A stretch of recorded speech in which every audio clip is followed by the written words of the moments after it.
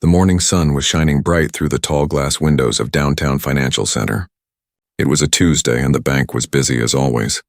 People in expensive suits walked in and out, carrying briefcases and talking on their phones. The marble floors sparkled clean, and everything looked perfect and professional. Jasmine Carter pushed open the heavy glass door and stepped inside. She was 26 years old with her hair pulled back in a simple ponytail. She wore blue jeans, white sneakers, and a gray hoodie with her college logo on it. In her backpack, she carried her laptop and a folder full of important papers. She had been working all night on her computer, writing code for her new business, and she did not have time to change into formal clothes. Jasmine looked around the bank. She saw the rows of desks where bank employees sat, and the waiting area with leather chairs. She walked toward the main counter, feeling excited and a little nervous. Today was an important day. She was here to open a business account for her new company.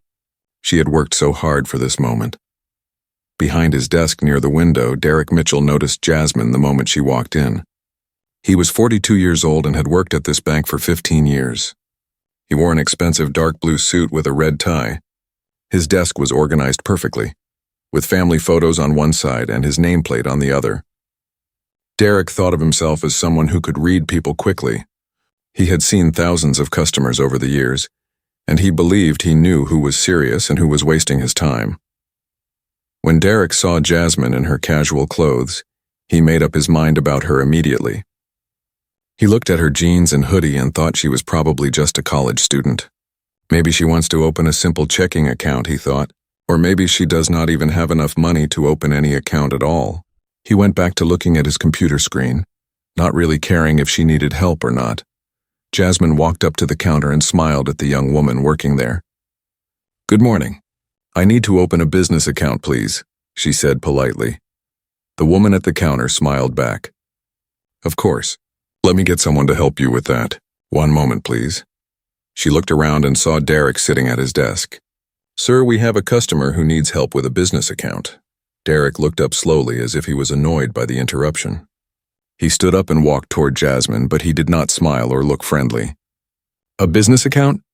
he asked, his voice showing doubt. He looked her up and down, staring at her clothes in a rude way. "Yes, that is right," Jasmine said, still smiling. She could already feel that something was wrong with this man's attitude, but she stayed calm and professional. "Follow me," Derek said without warmth. He walked toward his desk and Jasmine followed him. He did not pull out a chair for her or offer to take her backpack. He just sat down and looked at his computer again, making her stand there for a moment before he finally pointed to a chair. Jasmine sat down and placed her backpack on her lap. "I would like to open a business checking account for my company," she explained. "I have all the documents with me." Derek leaned back in his chair and crossed his arms. "A business account is not simple," he said in a voice like he was talking to a child. "It is very different from a regular account. There is a lot of paperwork, a lot of requirements. Do you understand what I mean?" Jasmine felt her smile fade a little, but she kept her voice steady. "Yes, I understand. I have done my research and I brought everything you need." Derek made a small sound like he did not believe her. "Okay, let me explain how this works. To open a business account at this bank, you need to have proper documentation. You need a business license. You need tax identification numbers. You need proof of business registration. You need financial statements. Do you have all of these things?" "Yes, I do," Jasmine said. She started to open her backpack to get her folder. Derek held up his hand to stop her. "Wait, before you show me anything, I need to ask you some questions. What kind of business are you trying to start?" "I run a technology company," Jasmine answered. "We develop software applications." Derek raised his eyebrows and smiled, but it was not a nice smile. It was the kind of smile that shows someone does not believe you. "Technology company," he repeated slowly. "Software applications. That is very complicated business. Very technical. Very expensive to run." He paused and looked at her clothes again. "Are you sure you understand what you are getting into?" Jasmine felt her patience being tested, but she had dealt with people like this before. She kept her voice calm and professional. "Yes, I'm sure. I have a degree in computer science and I have been working in this field for several years. My company is already registered and operating. I just need a bank account to manage the finances properly." Derek nodded slowly, but his face still showed doubt. "Computer science," he said.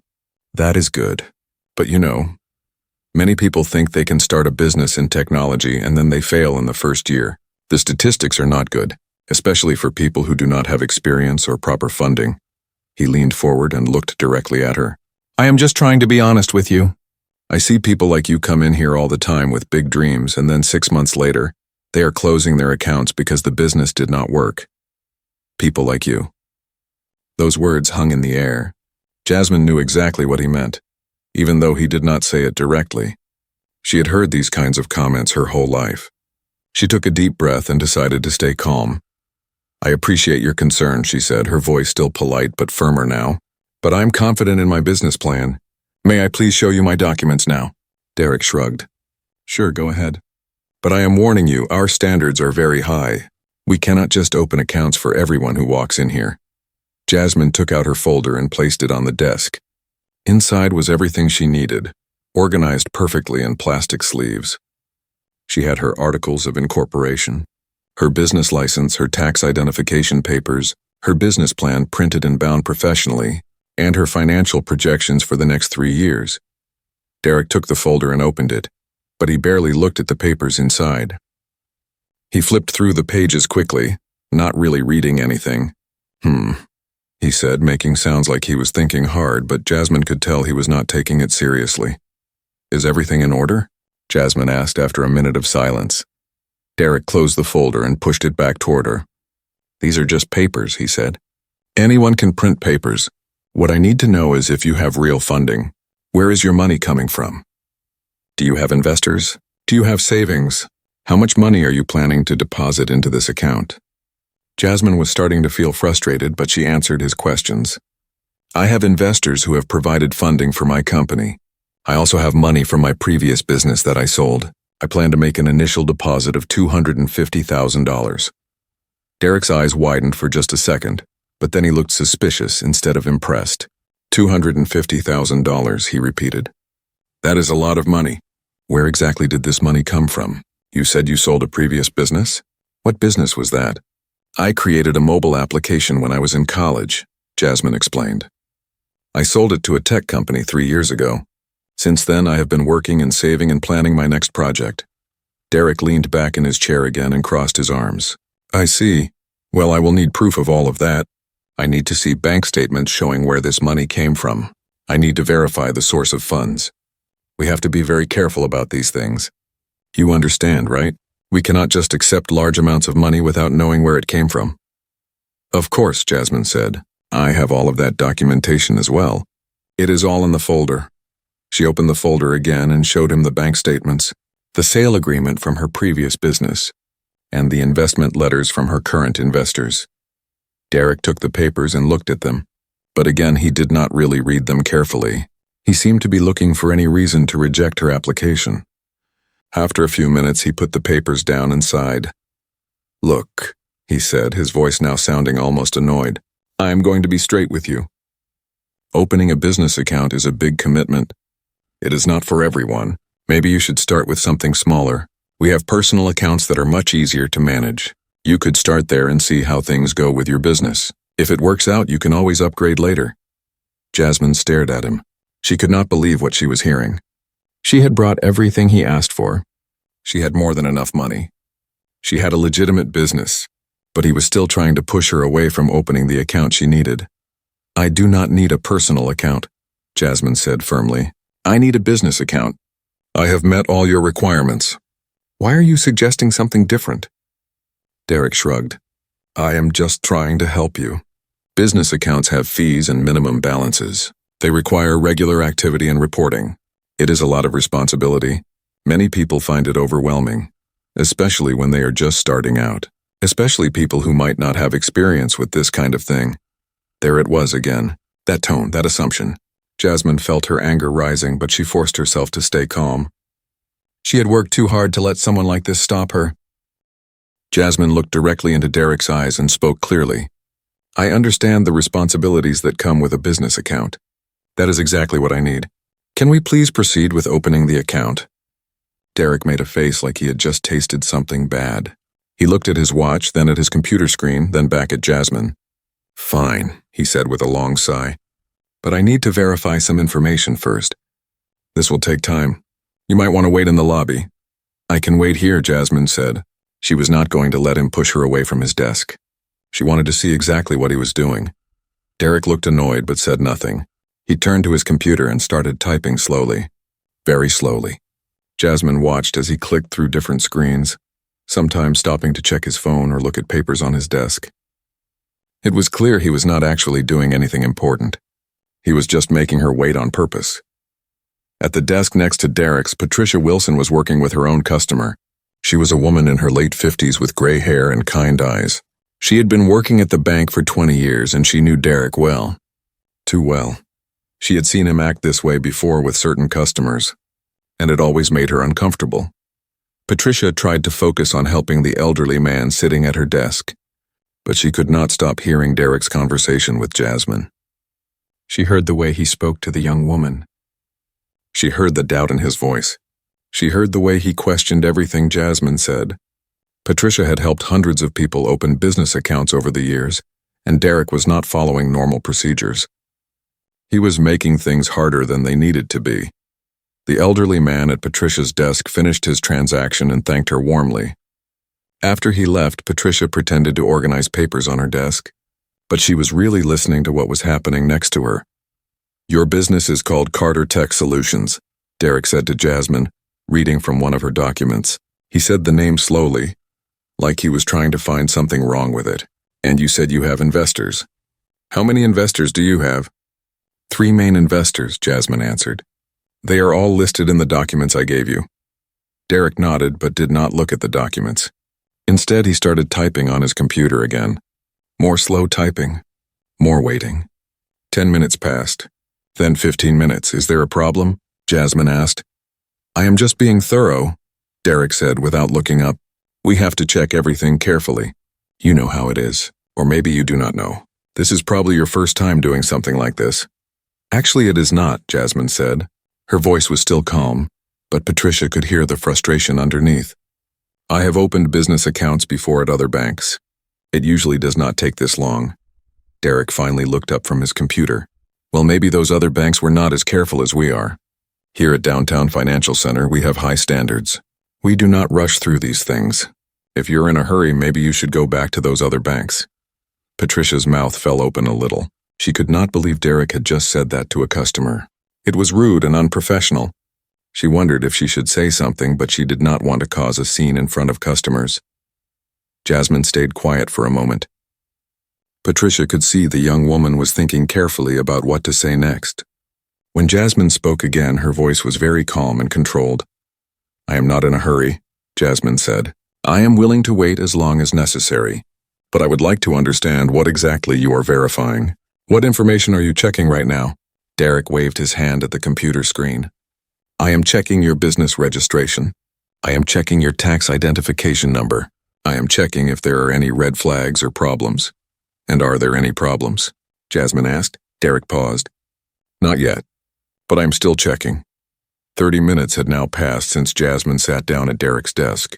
In that time, Derek had done almost nothing except type slowly and make her wait. Jasmine watched other bank employees around the room helping their customers quickly and efficiently. She saw people walk in, complete their transactions, and leave, but she was still sitting here waiting. I notice you keep checking your phone, Jasmine said quietly. If you are too busy right now, maybe someone else can help me. Derek's face turned a little red. He did not like being called out. I am helping you, he said sharply. This just takes time. If you cannot be patient, then maybe you are not ready for the responsibility of a business account. Patricia had heard enough. She could not stay silent anymore. But before she could say anything, another bank employee walked past Derek's desk. His name was James, and he was younger than Derek. He had only been working at the bank for 2 years. Hey, Derek, James said with a friendly smile. Do you need any help with anything? You have been with this customer for a while. Derek looked up and forced a smile. No, I'm fine. Just doing my job properly. Some things cannot be rushed, you know. James looked at Jasmine and gave her an apologetic smile, then walked away. Jasmine watched him go and wished he had been the one helping her instead. Derek turned back to his computer and continued his slow typing. He opened a document, read it for a moment, then closed it again. He was clearly not doing anything productive. He was just wasting time. You know, Derek said suddenly, I have been thinking about your business plan. Technology startups are very risky. The failure rate is very high. Have you thought about what you will do when the business does not work out? Do you have a backup plan? Jasmine took a deep breath. My business is already working out. I have clients. I have contracts. I have revenue. This is not a dream or a hobby.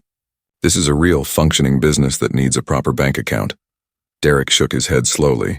I have heard that before. Everyone thinks their business will be different. Everyone thinks they will succeed where others have failed. But the reality is that most small businesses fail, especially in competitive fields like technology, especially when the owner does not have connections or experience in the industry. I have plenty of experience, Jasmine said. Her voice was getting firmer now. I have worked in this industry for years. I have built products that people use every day. I have investors who believe in my vision because they have seen what I can do. Derek leaned forward and lowered his voice like he was sharing a secret. Look, I am just trying to give you some honest advice here. I see people like you come in all the time with big ideas and fancy presentations. But when it comes down to it, running a business is hard. It is not just about having a good idea. It is about having the right background, the right connections, the right support system. And I am not sure you have those things. People like you. He said it again. This time it was even more clear what he meant. Patricia heard it from her desk and she felt her anger rising. She could not believe Derek was speaking to a customer this way. Jasmine sat very still in her chair. She did not raise her voice or show anger on her face. Instead, she reached into her pocket and took out her phone. She opened the Notes app and started typing something. What are you doing? Derek asked, suddenly looking nervous. I am taking notes, Jasmine said calmly. I want to remember this conversation accurately. What did you say your full name was? Derek's confident attitude started to crack. My name is on my desk, he said, pointing to his nameplate. Derek Mitchell. Why do you need my name? I just want to make sure I have it correct, Jasmine said, typing on her phone. Derek Mitchell. And how long did you say you have been working here? 15 years, Derek said. His voice was not as confident now. Why are you asking these questions? Just for my records, Jasmine said. She kept typing on her phone. Can you also give me your employee identification number? Derek's face went pale. Why do you need that? I might need to reference this interaction later, Jasmine said calmly. I want to make sure I have all the correct information. Derek shifted uncomfortably in his chair. He suddenly realized that maybe he had made a mistake. Maybe this young woman was not someone he could push around so easily, but his pride would not let him back down now. Fine, he said, and he told her his employee ID number. Jasmine typed it into her phone carefully. Thank you, she said. Now can we please finish opening my account? Or do you need more time to verify things? Derek looked at his computer screen, then at Jasmine, then at his watch. Actually, I think I need to verify one more thing. It should only take a few more minutes. But minutes turned into more minutes. 45 minutes had now passed. Then 50 minutes. Then an hour. Derek kept making Jasmine wait, sometimes typing, sometimes just sitting there looking at papers on his desk. He was clearly trying to frustrate her so much that she would give up and leave. But Jasmine did not leave. She sat in her chair, calm and patient, occasionally typing notes on her phone. Other customers came and went. The bank got busier as lunchtime approached. Patricia finished helping 3 different customers while Jasmine was still sitting at Derek's desk. Finally, after 1 hour and 15 minutes, Jasmine spoke again. I would like to speak with your manager, please. Derek looked up from his computer. Why do you need to speak with a manager? I can handle this. You have been handling this for over an hour, Jasmine said. In that time, you have not actually opened my account or even started the process. Patricia stood up from her desk. She had seen and heard enough. She walked over to the back office area where the branch manager's office was located. She knocked on the door gently, even though it was already open. Mr. Hayes, she said, do you have a moment? Robert Hayes looked up from the papers on his desk. He was a man in his 50s with glasses and a friendly face. He had been the branch manager for 8 years, and Patricia respected him. She knew he was fair and would want to know what was happening. Of course, Patricia, he said. What is it? Patricia stepped into the office and lowered her voice. There is a situation on the floor that I think you should know about. Derek has been working with a customer for over an hour, and I do not think he is handling it properly." Mr. Hayes frowned. "What do you mean?" "The customer came in to open a business account," Patricia explained. "She has all her documents. She seems very professional and prepared. But Derek has been making her wait and questioning everything she says. I think he is being discriminatory." Mr. Hayes's frown deepened. "Discriminatory? That is a serious accusation." "I know," Patricia said, "but I have been sitting next to them for over an hour. I have heard everything. The way he is speaking to her, the way he is questioning her qualifications, the way he is making her wait for no reason. It is not how we normally handle business accounts and—" Patricia paused, choosing her words carefully. "The customer is a young black woman. I think that is part of why he is treating her this way." Mr. Hayes stood up immediately. "Where are they now?" "At Derek's desk," Patricia said. She just asked to speak with a manager, but he refused. Mr. Hayes walked out of his office with Patricia following behind him. From the doorway, he could see Derek sitting at his desk with Jasmine still in the chair across from him. Even from a distance, Mr. Hayes could see the tension in the situation. Back at Derek's desk, Jasmine was looking at her phone again. She had been checking the time. 1 hour and 20 minutes had passed since she first sat down. This was ridiculous. She had wasted more than enough time with this man. "I am going to ask one more time," Jasmine said calmly. "I would like to speak with your manager. If you will not get them, I will go find them myself." Derek crossed his arms. "I already told you that is not necessary. I am handling your account." "You are not handling my account," Jasmine said. "You are preventing me from opening an account." "There is a difference." Derek's face turned red. "I am following proper procedures. If you do not like how we do things here, then like I said, maybe you should try a different bank. I am sure there are places that will be less careful about who they do business with." Less careful about who they do business with. The insult was barely hidden now. Derek was basically saying that other banks might accept her, but this bank should not. Jasmine felt her anger rising, but she kept her voice steady. "I see," she said quietly.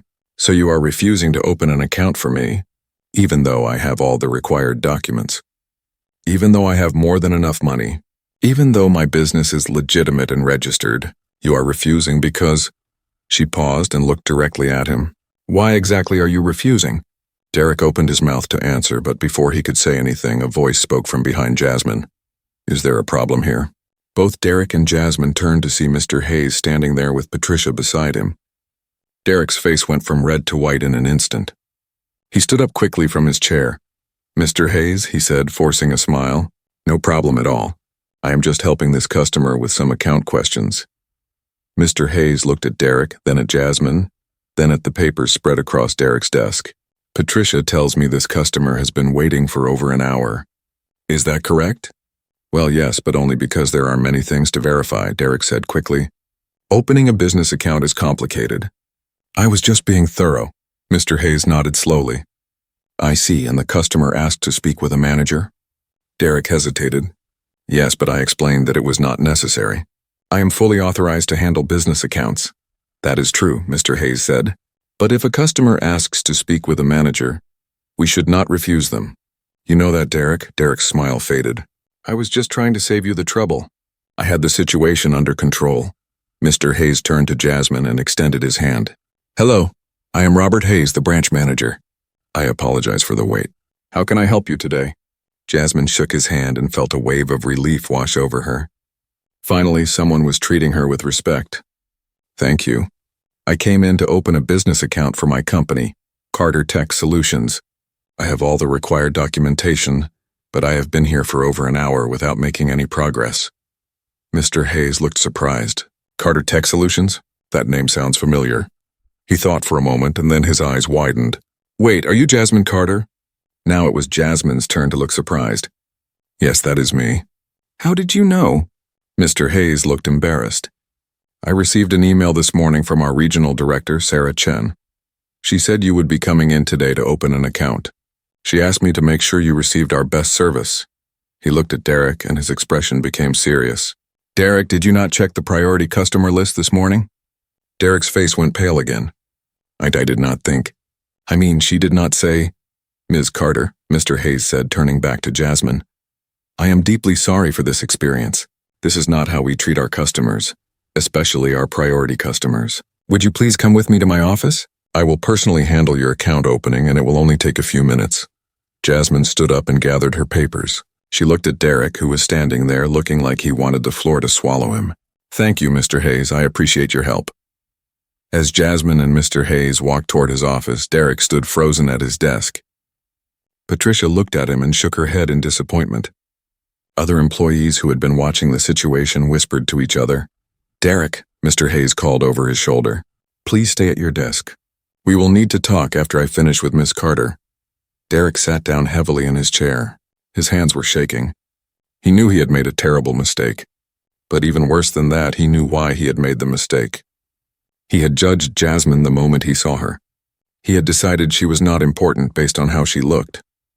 He had assumed she did not belong in his bank, opening a high-level business account, and now he was going to pay for those assumptions. In Mr. Hayes' office, Jasmine sat in a comfortable leather chair. The office was much nicer than the main floor, with wood furniture and certificates on the walls.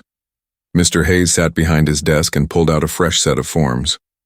Again, Ms. Carter, I apologize for your experience today, he said sincerely. That is not how we do business here, and I am going to make sure it does not happen to anyone else. Jasmine nodded. I appreciate that. But Mr. Hayes, I need you to know something. This was not just about bad customer service. The way your employee treated me, the things he said, the assumptions he made, it was discriminatory. I felt it from the moment I sat down at his desk. Mr. Hayes listened carefully. Can you tell me exactly what happened? I want to understand the full situation. Jasmine took out her phone and opened her notes. I have been documenting everything. I can tell you exactly what he said and when he said it. She spent the next 10 minutes explaining the entire interaction. She told Mr. Hayes about every dismissive comment, every unnecessary delay, every time Derek questioned her qualifications or suggested she should go to a different bank. As Mr. Hayes listened, his expression became more and more serious. He took notes on a pad of paper, writing down everything Jasmine said. He kept saying things like people like you, and questioning whether I had the right background and connections, Jasmine explained. He suggested I should start with something smaller, even though I have $250,000 to deposit. He made me wait for over an hour while doing nothing productive. And when I asked to speak with you, he refused multiple times. Mr. Hayes put down his pen and looked at Jasmine. Ms. Carter, what you are describing is completely unacceptable. It violates our company policies and our values. I can promise you that this will be investigated thoroughly. I hope so, Jasmine said. Because if he treated me this way, I wonder how many other people he has treated the same way. How many other customers walked out of this bank because of him? How many people gave up because they did not want to fight? Mr. Hayes nodded slowly. Those are important questions, and I intend to find the answers. He pulled out the business account opening forms. But right now, let me help you with what you came here for. Let us get your account opened. Opening the account with Mr. Hayes took exactly 12 minutes. He looked at her documents, asked a few standard questions, entered her information into the computer, and processed everything efficiently. He did not question her qualifications.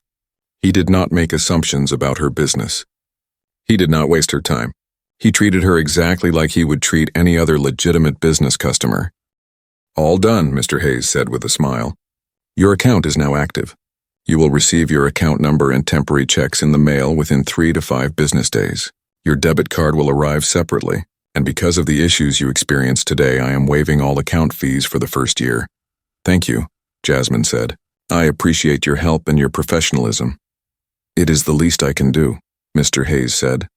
He handed her a folder with copies of all her account documents. Ms. Carter, I know this experience was frustrating and disappointing. I want you to know that we take these matters very seriously. I will be conducting a full investigation into what happened today. Would you be willing to provide a formal statement about your experience? Jasmine thought for a moment. She was tired and frustrated, and part of her just wanted to leave and never come back. But then she thought about what she had told Mr. Hayes earlier. How many other people had Derek treated this way? How many people had given up and left? Yes, she said. I will provide a statement.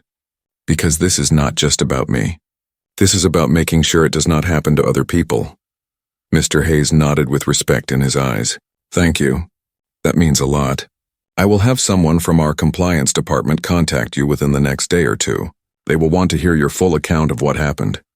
Jasmine stood up and shook Mr. Hayes' hand again. Thank you for your help today.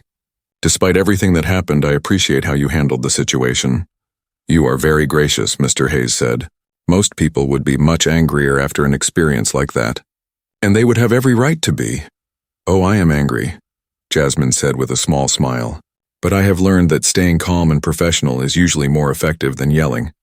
Plus, I have everything documented. Facts are more powerful than emotions. Mr. Hayes smiled back, though his smile was sad.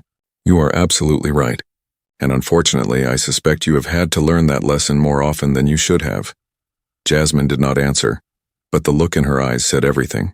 She had indeed learned that lesson many times before. This was not her first experience with discrimination, and she knew it probably would not be her last. But she also knew how to handle it. As Jasmine left Mr. Hayes' office and walked through the bank toward the exit, she passed Derek's desk. He was sitting there staring at his computer screen, but she could tell he was not really working. His face was pale and his hands were folded tightly on his desk. He did not look up as she walked past, but she knew he saw her. Patricia was at her desk and caught Jasmine's eye as she passed. She gave Jasmine a small, encouraging smile. Jasmine smiled back, grateful that at least one person had tried to help. When Jasmine pushed through the glass doors and stepped out into the sunshine, she took a deep breath. The morning that had started with excitement and hope had turned into a frustrating battle. But at least her account was open now. At least she had won in the end. She walked to her car and sat in the driver's seat for a moment before starting the engine. She thought about calling her business partner and telling him what had happened. She thought about posting something on social media about her experience. But instead she decided to wait. She would see what the bank did about the situation first. Back inside the bank, Mr. Hayes stood at the door of his office, watching the main floor. He saw Derek sitting at his desk looking miserable. He saw Patricia working with a customer, professional as always. He saw the other employees going about their business, but he noticed some of them glancing toward Derek's desk and whispering. Mr. Hayes walked over to Derek's desk. Derek, come to my office, please. Derek stood up slowly, like a man walking to his own execution. He followed Mr. Hayes to the office, and Mr. Hayes closed the door behind them. Sit down, Mr. Hayes said, and his voice was serious now. This was not the friendly branch manager anymore. This was the boss who had just discovered a serious problem. Derek sat in the same chair where Jasmine had been sitting just minutes before. He looked down at his hands, unable to meet Mr. Hayes' eyes. Derek, Mr. Hayes began, I need you to tell me exactly what happened with Ms. Carter. From your perspective. From the beginning. Derek swallowed hard. She came in to open a business account. I was helping her. That is not what I saw, Mr. Hayes said. What I saw was a customer who had been waiting for over an hour with no progress. What I heard from Patricia was that you were being dismissive and questioning the customer's qualifications unnecessarily. And what I heard from Ms. Carter was much worse. So I will ask you again. What happened? Derek knew he could not lie. There were too many witnesses. Patricia had heard everything. Other employees had seen the situation, and he had no doubt that Jasmine had good notes about everything he said. Derek started, then stopped. He tried again. When she first came in, I assumed she was not a serious customer. She was wearing casual clothes. She looked young. I did not think she was really ready to open a business account. So you decided to make it difficult for her, Mr. Hayes said. It was not a question. I was just being thorough, Derek said weakly. I was asking the questions I always ask. Derek, Mr. Hayes said, his voice hard now. I have been working in banking for 30 years. I know what thorough looks like. And I know what discrimination looks like. What you did today was not thorough. It was discriminatory. Derek's face went red. I was not trying to discriminate. I just thought. You thought what? Mr. Hayes asked. You thought that a young black woman in casual clothes could not possibly be a legitimate business owner. You thought she could not possibly have $250,000 to deposit. You thought she did not belong in our bank? Derek did not answer. He could not answer. Because Mr. Hayes was right, and they both knew it. Mr. Hayes leaned back in his chair and looked at Derek with disappointment. Do you know who Jasmine Carter is? Derek shook his head. She is a Stanford graduate, Mr. Hayes said. She sold her first company to a major tech firm when she was 23 years old. She has investors who are some of the biggest names in Silicon Valley. Her new company is already getting attention from major clients, and she was recommended to our bank by our regional director specifically because of her potential as a high-value customer. With each sentence, Derek seemed to shrink in his chair. His assumptions had been completely wrong. He had judged Jasmine based on her appearance and her race, and he could not have been more mistaken. But here's the thing, Derek, Mr. Hayes continued. Even if she was not all of those things, even if she was just a regular person trying to start a small business, even if she only had a few $1,000s instead of hundreds of thousands, you still should have treated her with respect. You still should have done your job professionally. That is what we do here. That is who we are supposed to be. Derek nodded slowly, still looking at his hands. I am going to be honest with you, Mr. Hayes said. This is a serious situation. What you did today violated our company policies on customer service and our code of conduct regarding discrimination. I am going to have to report this to Human Resources and to our regional director. There will be an investigation, and depending on what that investigation finds, there could be serious consequences. Am I going to be fired? Derek asked quietly. I do not know yet, Mr. Hayes said. That will be up to HR and the regional director. But Derek, I need you to understand something. This is not about one bad day. This is about a pattern of behavior. Patricia mentioned to me that she has seen you treat other customers this way before. Other minority customers. Is that true? Derek did not answer immediately. He was thinking about other interactions he had had over the years. There had been other young black customers he had dismissed. Other Hispanic customers he had questioned more thoroughly than he needed to. Other customers with accents or different clothing who he had treated with less respect than he should have. Maybe, Derek finally said. I do not know. I never thought about it that way. Well, you need to start thinking about it that way, Mr. Hayes said firmly, because that kind of behavior is not acceptable. Not in this bank. Not anywhere. And I am disappointed that it took something like this for us to have this conversation. Mr. Hayes stood up, indicating the meeting was over. Derek, I am suspending you for the rest of the week, effective immediately. That will give HR time to conduct their investigation and decide what happens next. I need you to gather your personal belongings from your desk and go home. Someone from HR will contact you in the next few days to schedule an interview about this incident. Derek stood up slowly. Mr. Hayes, I am sorry. You should not be apologizing to me, Mr. Hayes said. You should be apologizing to Ms. Carter. But honestly, after what you put her through, I am not sure an apology would mean much. Derek left the office and walked back to his desk like a zombie. The other employees watched him but said nothing. He could feel their eyes on him. He could hear their whispers. Everyone knew something bad had happened. Patricia was helping a customer, but she watched Derek out of the corner of her eye. She felt a little bit sorry for him, but mostly she felt satisfied. She had worked with Derek for years, and she had seen him treat too many people badly. She was glad that finally someone was holding him accountable. Derek gathered his things from his desk. He put his personal photos in his briefcase. He took his coffee mug and his pen set that his wife had given him for his birthday. He felt humiliated, packing up his desk in the middle of the day while everyone watched. As he walked toward the exit carrying his box of belongings, he thought about his 15 years at the bank. He had always thought of himself as a good employee. He had good sales numbers. He knew the bank's procedures inside and out. He had won awards for customer service in the past, but now, walking out the door in disgrace, he had to face the truth. He had not been treating all customers the same way. He had been making assumptions based on how people looked, what they wore, and what color their skin was. And today those assumptions had caught up with him in the worst possible way. Derek got to his car and sat in the driver's seat. He did not start the engine right away. He just sat there thinking about what had happened. He thought about the look on Jasmine's face when he kept making her wait. He thought about the way she had stayed calm even when he was being rude. He thought about how wrong he had been about her, and then he thought about something even more uncomfortable. If Jasmine had not been connected to the regional director, would anyone have cared? Would he have gotten away with treating her badly? How many other people had he treated the same way over the years? People who did not have powerful connections to protect them. The answer made him feel sick. The truth was he probably had gotten away with it many times before. This time was different only because Jasmine had been important enough that the bank had to take her complaint seriously. Derek finally started his car and drove home. He knew his wife would ask him why he was home so early. He knew he would have to tell her what happened. He knew she would be disappointed in him. And he knew that this suspension might turn into something much worse. The next day, Mr. Hayes called a meeting with all the branch employees. It was early in the morning before the bank opened to customers. Everyone gathered in the conference room looking confused and curious. They had all heard rumors about what happened with Derek, but nobody knew the full story. Mr. Hayes stood at the front of the room looking serious. "Thank you all for coming early today. I know you are wondering why I called this meeting.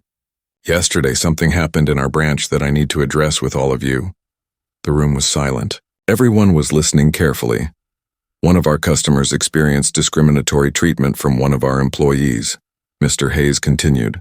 She came in to open a business account, and instead of receiving the professional service she deserved, she was questioned, dismissed, and made to wait for over an hour without cause. The way she was treated violated our company values and our commitment to serving all customers with respect. Some employees looked down at the table. Others glanced at each other. Patricia sat with her arms crossed, nodding slightly.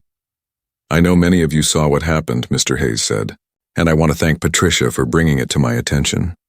But I also have to ask, why did it take so long? Why did no one else speak up? Why did we allow a customer to sit there for over an hour being treated poorly before someone said something?" The question hung in the air.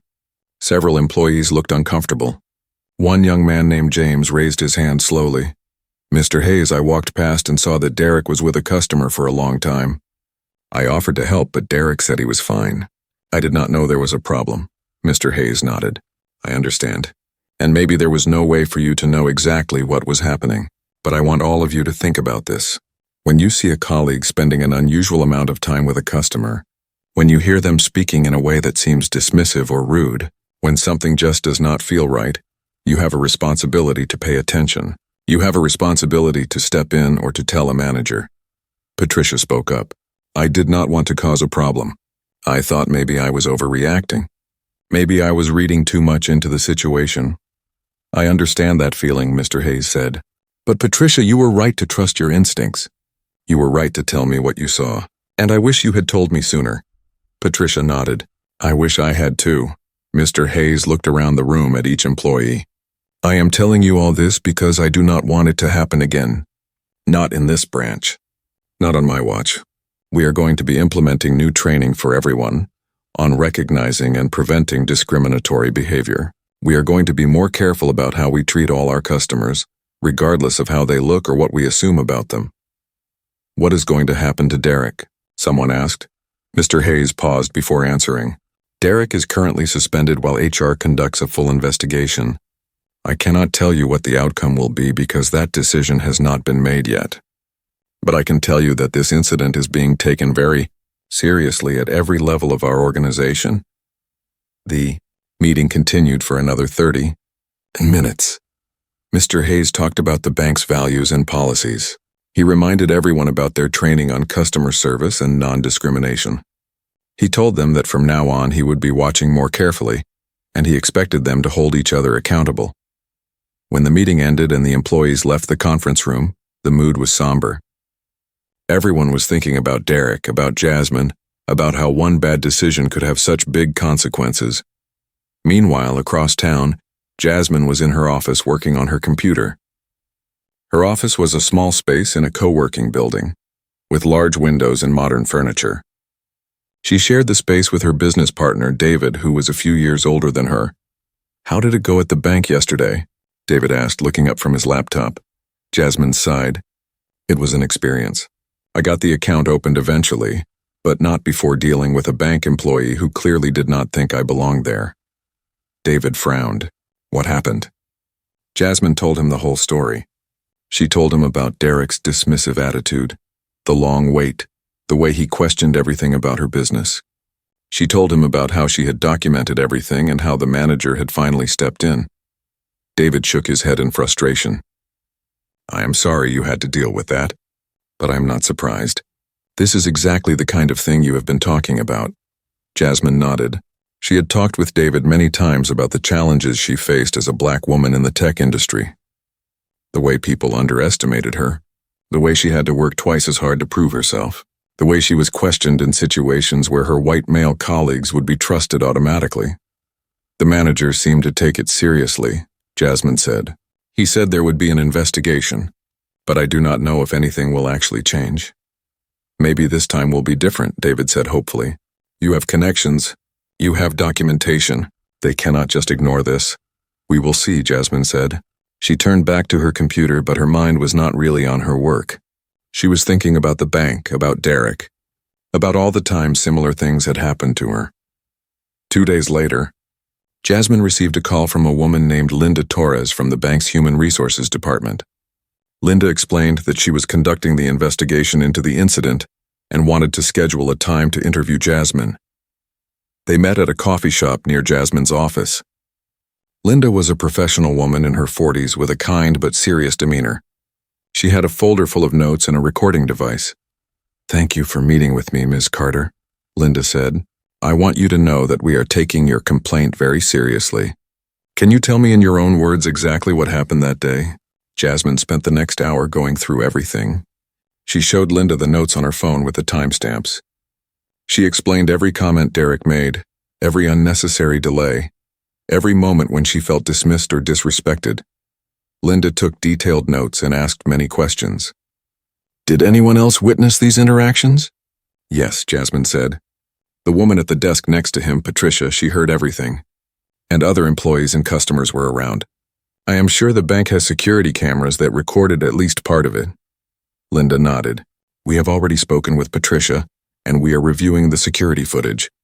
Your accounts match up very well." Patricia confirmed that she heard the employee making inappropriate comments and that you waited an unusually long time without receiving proper service. "What happens now?" Jasmine asked.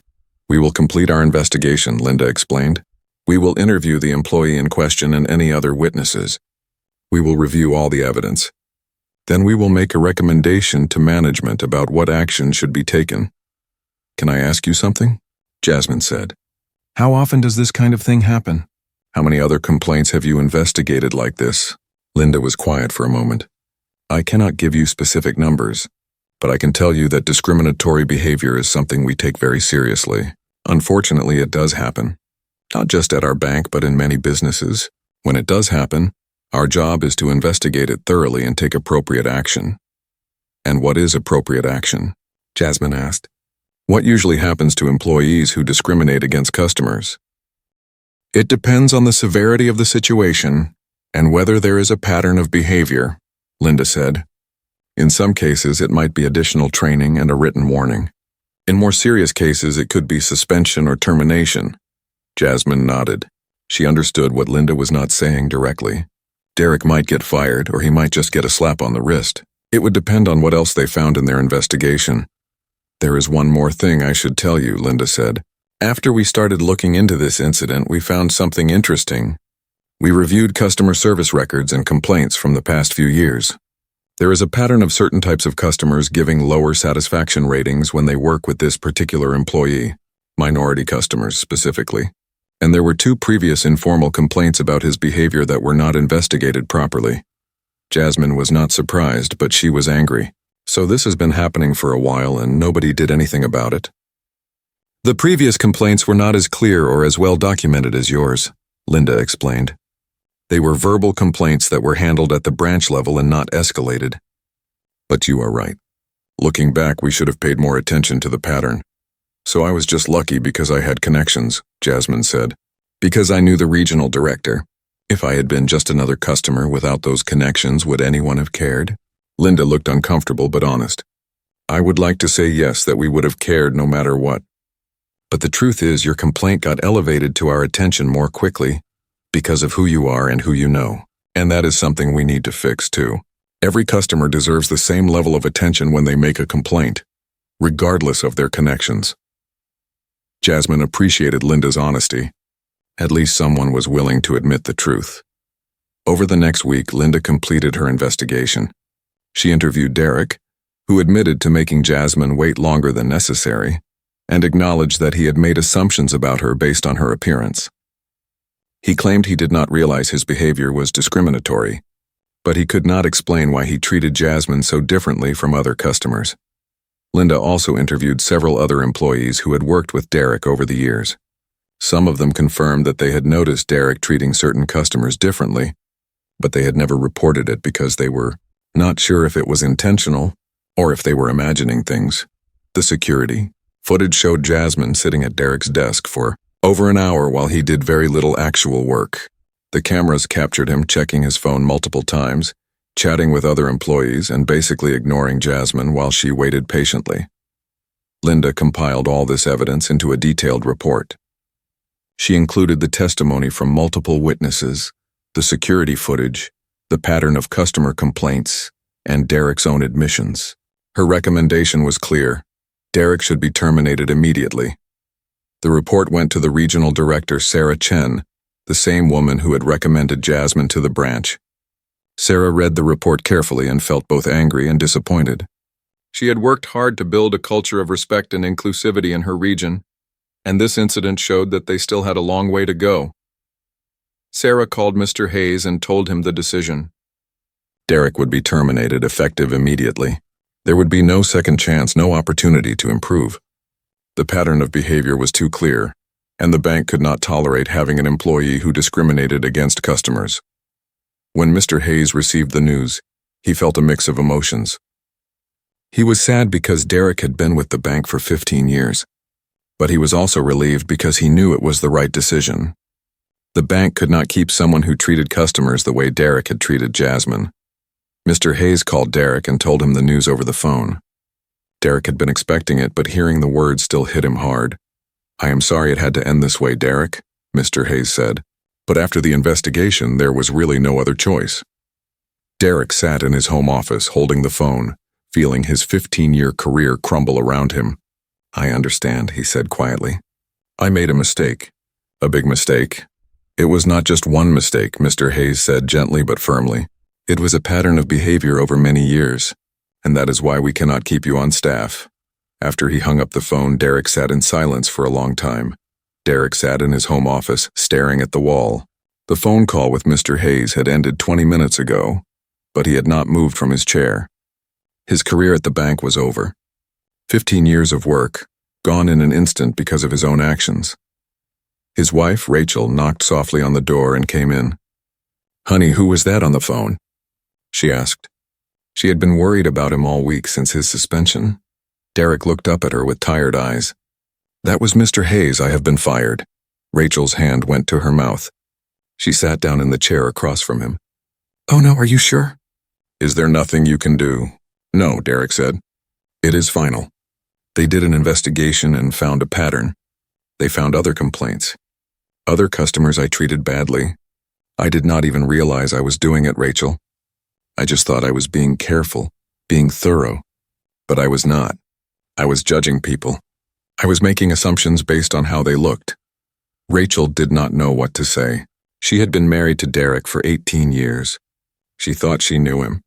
She thought he was a good man. But now she was learning something about him that made her uncomfortable. "What are you going to do?" she asked quietly. "I do not know," Derek said. "I need to find another job." "But who's going to hire me? When they call the bank for a reference, what are they going to say? That I was fired for discriminating against customers?" Rachel reached over and took his hand. "We will figure it out. Maybe this is a chance for you to learn something, to grow, to be better." Derek wanted to believe that, but right now all he felt was shame and regret. Meanwhile, at the bank, Mr. Hayes gathered the employees for another meeting. This time he had news to share.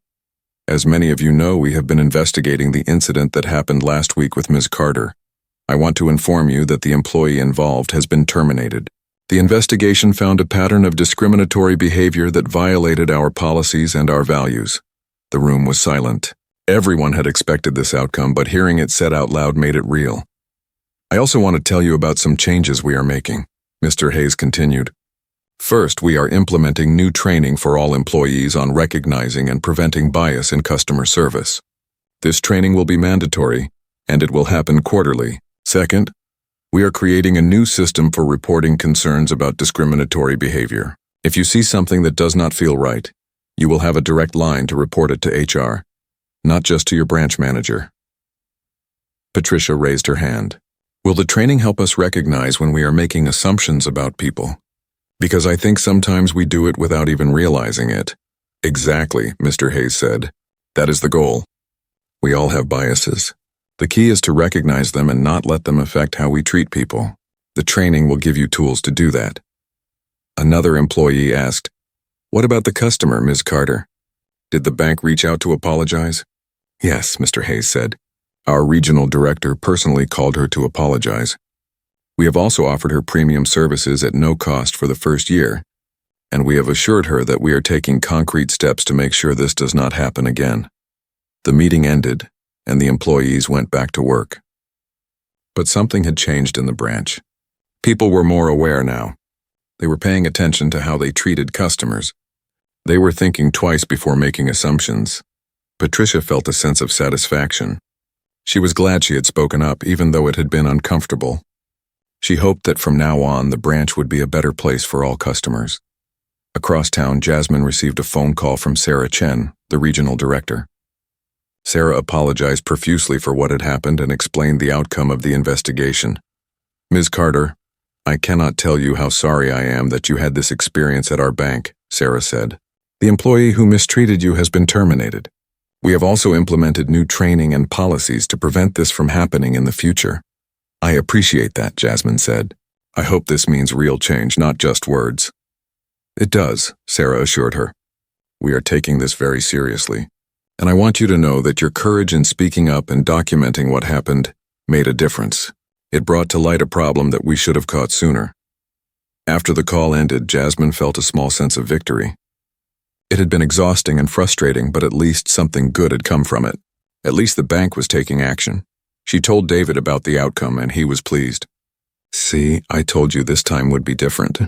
You made a difference. Maybe, Jasmine said. But I should not have had to fight so hard just to be treated with basic respect. That is the problem. The fact that I needed connections and documentation and patience just to get what any other customer would get automatically. David nodded. You are right. But at least now maybe it will be easier for the next person. Over the next few weeks, Derek tried to find a new job. He applied to several banks and financial institutions, but every time they called his previous employer for a reference, he got the same result. No job offer. The word was out about why he was fired, and no bank wanted to take a risk on someone with a history of discriminatory behavior. Derek was forced to accept a job at a much smaller financial services company in a junior position. The pay was half of what he used to make. The office was tiny compared to the prestigious downtown financial center, and instead of being a senior employee with respect and authority, he was now the new guy who nobody quite trusted. On his first day at the new job, Derek sat at his small desk in the corner of the office. He thought about how far he had fallen. He thought about the choices he made and the assumptions he carried. He thought about Jasmine Carter and how wrong he had been about her. His new supervisor, a woman named Maria, came over to introduce herself. Welcome to the team, Derek. I know this is a big change for you. I hope you will be happy here. Derek looked up at Maria. She was a Latina woman, probably in her mid-30s. He felt his old instincts kick in, the ones that made assumptions based on appearance. But this time, he caught himself. He recognized what he was doing. Thank you, Maria, he said respectfully. I am grateful for the opportunity. I know I have a lot to learn, and I am ready to do the work. Maria smiled. Good. That is the attitude we like to see. I believe everyone deserves a second chance if they are willing to grow. Derek nodded. He knew Maria probably knew why he was fired from his previous job. The fact that she was giving him a chance despite that meant something. He could not waste this opportunity. As Derek settled into his new position, he thought a lot about his old behavior. He started reading books about bias and discrimination. He took online courses about cultural sensitivity and inclusive practices. He was trying to educate himself, to understand why he had acted the way he did and how to be better. It was not easy. Sometimes he caught himself making assumptions and had to consciously correct his thinking. Sometimes he felt defensive, wanting to make excuses for his past behavior. But slowly, he was starting to change. Meanwhile, Jasmine's business was growing rapidly. 3 months after the incident at the bank, her company announced a major partnership with a Fortune 500 company. The news made headlines in the tech industry. Her app was being featured in major publications. Investors were calling her constantly with offers of more funding. One day, Jasmine was invited to speak at a conference for young entrepreneurs. The topic was overcoming obstacles in business. She stood on the stage in front of hundreds of people and told her story. She talked about the challenges she faced as a Black woman in tech. She talked about being underestimated and dismissed. And she talked about the incident at the bank. When that bank employee looked at me in my jeans and hoodie, he did not see a Stanford graduate, Jasmine said to the audience. He did not see someone who had already sold a company for millions. He did not see a serious entrepreneur with a solid business plan and major investors. He saw what he expected to see based on his own biases, and he treated me accordingly. The audience was silent, listening carefully. But here is the thing, Jasmine continued. His bias, his underestimation, his dismissal of me, said nothing about my abilities or my worth. It said everything about his limitations, and that is true for all of you too. When people underestimate you, when they doubt you, when they try to put you in a box based on how you look or where you come from, remember that their limitations are not your limitations. The audience erupted in applause. After her speech, dozens of young entrepreneurs came up to talk to her. Many of them were people of color who had experienced similar things. They thanked her for speaking up and sharing her story. One young, Black woman with tears in her eyes told Jasmine, "I was about to give up on my business because I kept facing situations like what you described. Everyone kept questioning me and doubting me. But hearing your story gives me hope. It reminds me why I started in the first place." Jasmine hugged her. Do not give up. The world needs what you have to offer. Do not let anyone make you small. Back at Downtown Financial Center, the bank had undergone significant changes. The new training program was in full effect. Employees were learning to recognize their own biases and to treat all customers with equal respect, regardless of appearance. Mr. Hayes had also implemented a new policy. Every month, the bank would review customer satisfaction surveys and look for patterns. If any employee consistently received lower ratings from certain demographic groups, it would trigger an automatic review. The story of what happened with Jasmine had spread throughout the entire bank network. It became a case study in the training programs. Jasmine's name was not used, but everyone knew the story. It became a reminder of why this work mattered. Patricia had been promoted to a senior position in recognition of her willingness to speak up. She now helped train new employees on customer service and how to recognize discriminatory behavior. She often told the story of what she witnessed that day, emphasizing the importance of trusting your instincts when something does not feel right. The bank also created a display in the lobby showcasing successful businesses that were customers of the bank. Jasmine's company, Carter Tech Solutions, was featured prominently. Her success story served as a reminder to all employees that you can never judge someone's potential based on their appearance. 6 months after the incident, Jasmine's company reached a major milestone.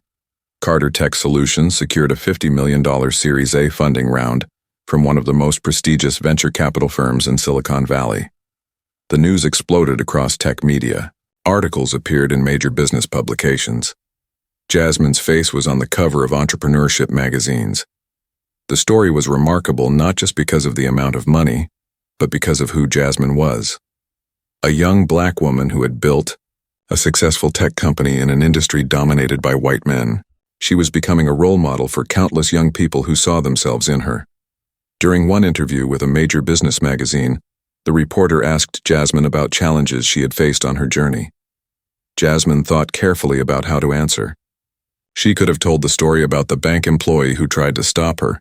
She could have named names and created negative publicity for the bank, but instead, she chose a different approach.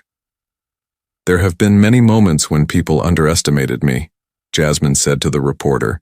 Moments when doors were closed in my face. Moments when I had to work twice as hard to prove myself. But those moments taught me something important. They taught me that other people's limitations do not have to become my limitations. They taught me resilience. And they taught me that success is the best response to doubt. The article was published with the headline, "How Jasmine Carter Built a $50 million Company Despite the Odds." The story went viral on social media. Thousands of people shared it, adding their own stories of being underestimated and overcoming bias. One person who read the article was Derek. He was sitting in his small apartment after work, scrolling through his phone, when he saw Jasmine's face on his screen. He read the entire article, his heart sinking with every paragraph. $50 million.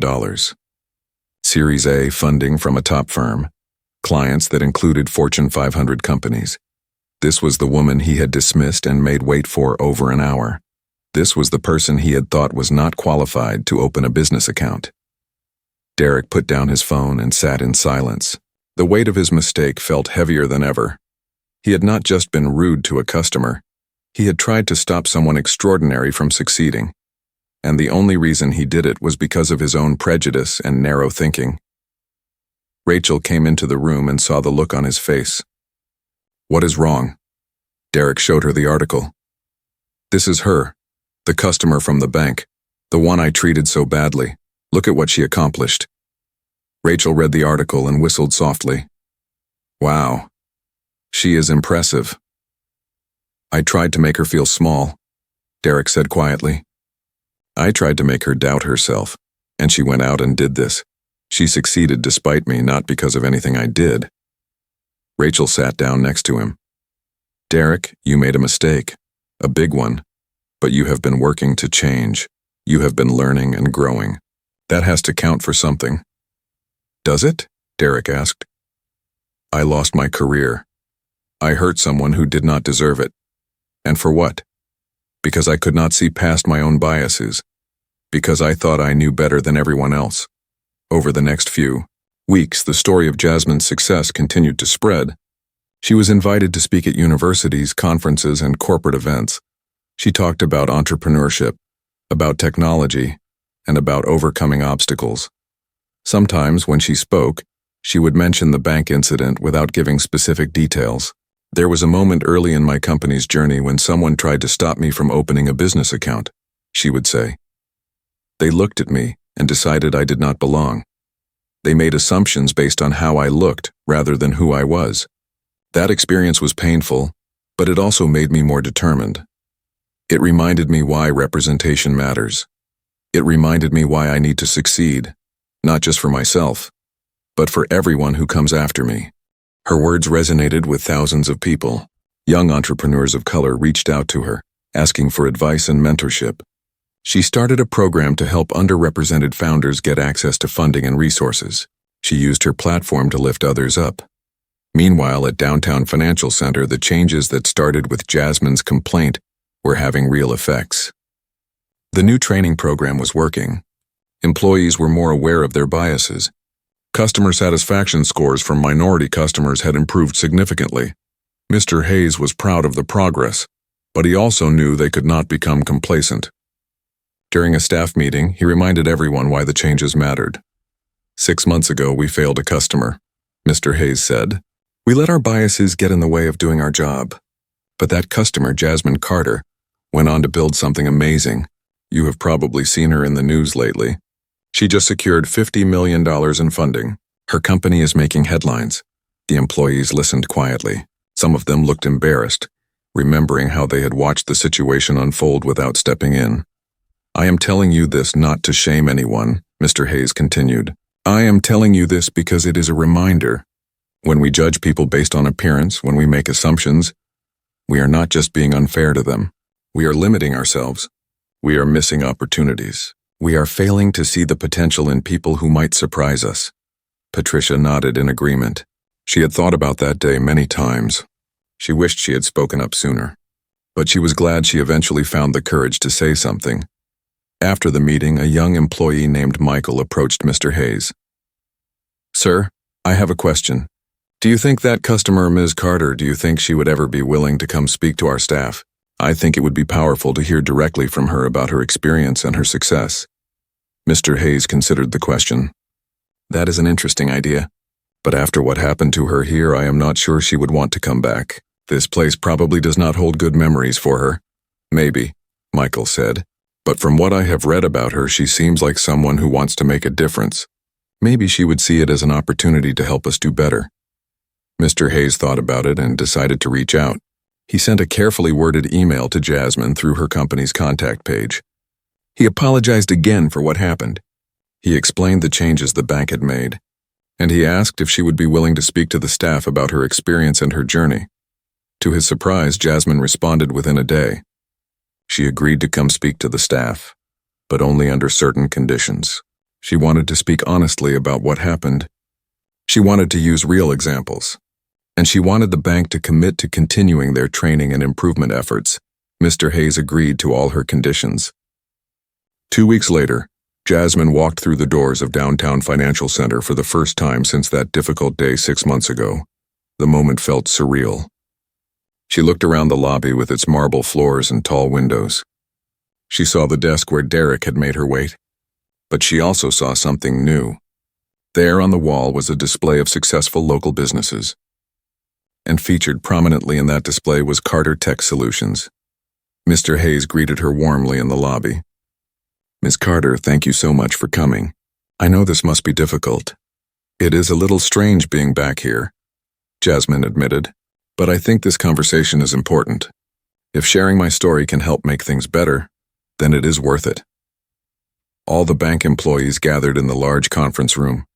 They sat in rows of chairs facing a small stage where Jasmine would speak. The room was packed. Everyone wanted to hear from her. Mr. Hayes introduced her, giving a brief overview of her accomplishments. Then Jasmine stepped up to the microphone. She looked out at the faces in the audience. She saw Patricia, who gave her an encouraging smile. She saw young employees who looked nervous and older employees who looked skeptical. She saw the empty chair where Derek would have been sitting if things had turned out differently. 6 months ago, I walked into this bank wearing jeans and a hoodie, Jasmine began. I came here to open a business account for my new company. I had all my documents prepared. I had $250,000 ready to deposit. I had a solid business plan and major investors. But the employee who helped me that day did not see any of that. He saw a young black woman in casual clothes and he decided I was not worth his time. The room was completely silent. You could hear people breathing. He made me wait for over an hour, Jasmine continued. He questioned my qualifications. He suggested I should start with something smaller, something more realistic. He told me that people like me usually fail in the first year. He did everything he could to discourage me from opening an account at this bank. Some employees looked down at their laps, uncomfortable. "Now I want to be clear about something," Jasmine said. "I am not here to shame anyone. I'm not here to make you feel guilty. I am here to help you understand what bias looks like in action and why it matters." She went on to explain how the experience made her feel. The frustration of not being taken seriously, the exhaustion of having to prove herself over and over, the anger at being judged before she even had a chance to speak. "But here is what I want you to understand," Jasmine said. "That employee's bias did not stop me. It did not make me less capable. It did not change who I am or what I was able to accomplish. His limitations were his own, not mine." She pulled up a slide showing her company's recent achievements. The $50 million funding round, the major clients, the growing team, the positive press. "I succeeded despite that experience, not because of it," Jasmine said. "But think about all the other people who might have given up. Think about the customers who walked out of this bank feeling small and defeated. Think about the talented entrepreneurs who decided not to pursue their dreams because someone made them doubt themselves. That is the real cost of bias, not just what happens to the person being discriminated against, but all the potential that gets lost." The employees listened with rapt attention. Some were taking notes. Others were nodding along. Jasmine talked for 45 minutes. She shared stories from her career. She talked about the importance of recognizing bias. She gave practical advice on how to treat all customers with equal respect.